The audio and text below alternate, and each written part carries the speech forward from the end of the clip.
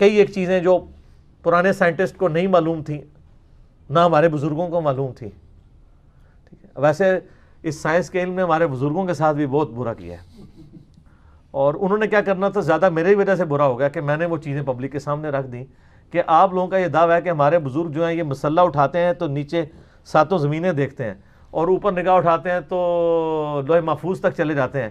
تو آپ کے بزرگ جو ہے وہ تیل کیوں نہیں زمین میں دریافت کر سکے؟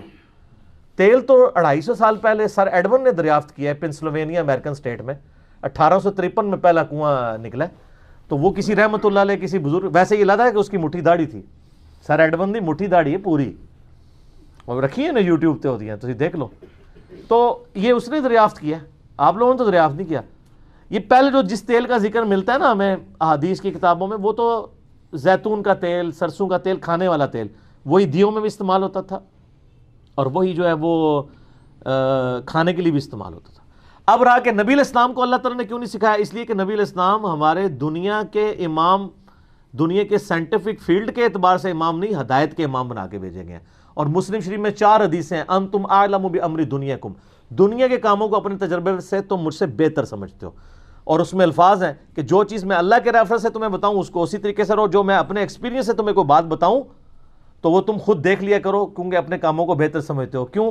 وہ اس حدیث میں تھا کہ بیسیکلی نبی علیہ السلام نے وہ گرافٹنگ کرتے ہوئے دیکھا تھا، پیوندکاری کھجور کی ہو رہی تھی. آپ نے کہا اگر یہ نہ کرو تو کیا ہے، تو فصل کم ہوگی. تو انہوں نے کہا یا رسول اللہ، آپ نے فرمایا میں نے منع نہیں کیا تھا، میں نے صرف پوچھا تھا کہ اگر نہ کرو تو کیا ہے، تو فصل کم ہوگی.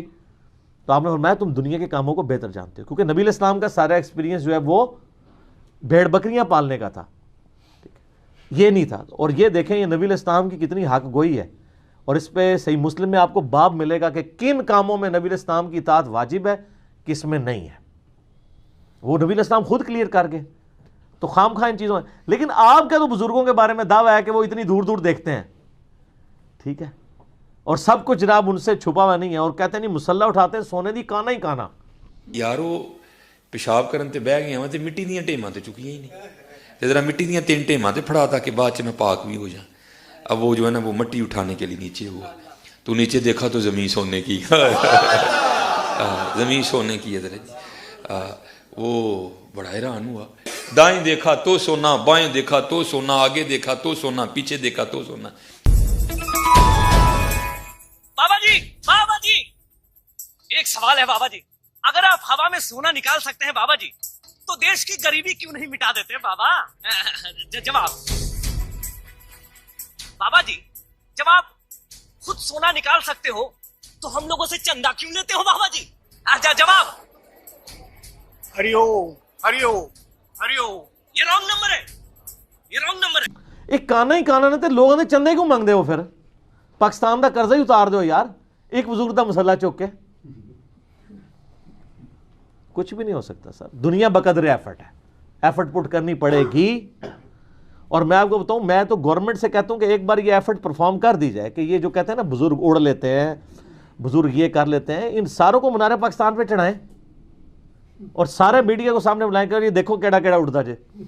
کہتا ہے جی اے بابے جو سچن جی تے میں سن رہا تھا مجبوراً، کہنے لگا جی بابے سچے ہیں تو مینار پاکستان سے آ کر چھال مارو تے پھر بابے نو کہو نا جی بچاؤ، تے بابے بچا لین گے تے میں مان لواں گا جی بابے سچے نے سارے. تے میں کیا پھر تو بڑا چلا آدمی، تیرے کول تے اتنی عقل نہیں ہے، تو توحید دا ٹھیکہ چکیا ہے، تو مینار پاکستان تو چھال مار رہا، تو کیا یا اللہ مینوں بچا لے. اچھا یہ باتیں اللہ کے لیے آپ نہیں کریں گے کیونکہ اللہ کا کہیں دعویٰ نہیں ہے. اللہ نے تو اپنے سامنے خانہ کعبے پہ چڑھائی ہوتے بھی دیکھی ہے یزید کے مسئلے میں، اور حسین کو شہید ہوتے بھی دیکھا ہے. دنیا بقدر ایفرٹ ہے.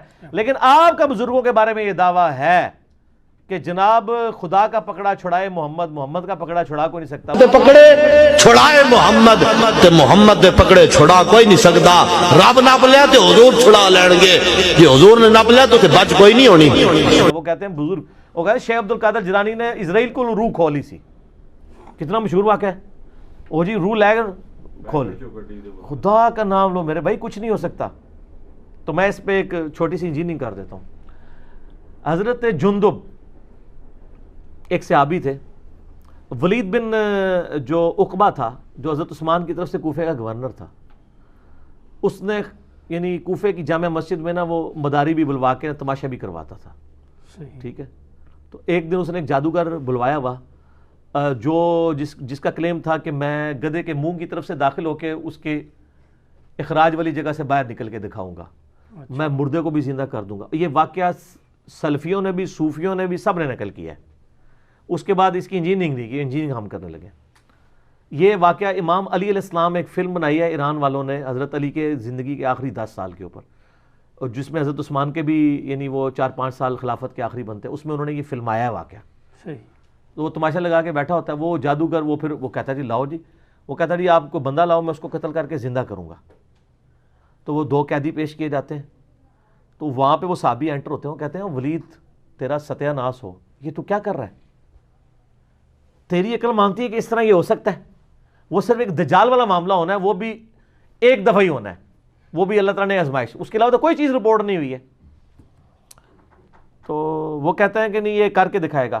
وہ کیا کرتے ہیں, وہ اس جادوگر کے ہاتھ سے تلوار پکڑ کے اس جادوگر کا سر کاٹ دیتے ہیں وہاں پہ. جادوگر کی سزا بھی یہی ہے, وہ کافر بھی تھا اور جادوگر بھی تھا, اور کہا اب اس کو کیا اپنی اب خود زندہ ہو کے بتائے. ہائے ہائے ہائے, پھکی دی تھی بالکل صحیح, جڑا مردے نو زندہ کرتا ہے آپ زندہ ہو کے دسے. میں آپ کو بتاؤں, آپ تھوڑی سی کمٹمنٹ شو کریں. میرے سسر ہے نا جی, وہ مجھے ایک دن ایک اوریجنل لطیفہ سنانے لگے. مجھے کہتے ہیں کہ آپ کو پتہ ہے یہاں پہ شاہ دولے کی چوئی ہیں جن کو وہ بچپن میں پہنا دیتے ہیں, ان کے چھوٹے چھوٹے سار ہوتے ہیں, اور وہ پکڑ لے نا کسی چوئی جس کو پکڑ لے, جب تک پیسے نہ لے وہ چھوڑتی نہیں ہے. ٹھیک ہے, لوگ بھی ڈر ڈر کے نکال کے پیسے دے رہے ہوتے ہیں, یار بدوا نہ لگ جائے, بدوا کے وہ چمڑ جاندے نا, چھڑ دے بھی کوئی نہیں نے.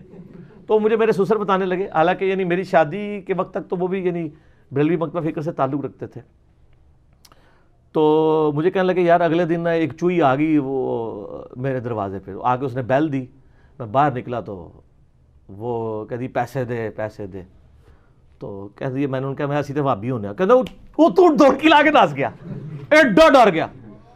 اور یہ آپ کر کے چیک, آندہ کوئی چوئی شاید دولے دی آئے نا تسی کو میں وہابی ہاں, بس تسی دیکھیو تواڈے کول کچھ منگن نہیں لگاؤ. اچھا چوئی نو بھی پتہ ہے آئے ہائے ہائے ہائے ہائے کہ جو اللہ نو مننے والا ہے وہ میرے قابو وچ نہیں آنا. صحیح گل ہے. لیکن میں آپ کو سمجھانے کی کہہ رہا ہوں, اس کو کچھ اور نہ سمجھے گا, کیونکہ نہ میں وہابی نہ میں بابی, میں ہوں مسلم علمی کتابی. اللہ تعالیٰ سے دعا ہے جو حق بات میں نے کہی اللہ تعالیٰ ہمارے دلوں میں راسخ فرمائے.